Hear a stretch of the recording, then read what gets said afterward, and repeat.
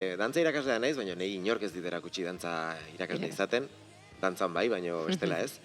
Egia ja urte batzu daramatza dela, eta nik ere, ez da tabla gehiago ditut, eta nire trukotxoak ere bilatzen nabil, nola erakutsi dantza horiek eta teknika horiek. Baina, nahi gustatzen zait, transmisore izatea, ez? Ez dantzak erakutsi bere horretan bakarrik, iruditzen zait, badugula beste lan garrantzitsua dela gure kulturaren, edo kasu honetan gure dantza eta musiken transmisore izatea, belaunaldi berriei, gaur egun bereziki zaila den garaia hauetan.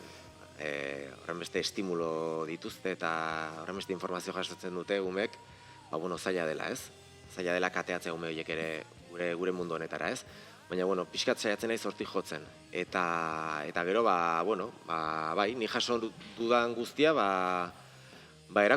erakusten.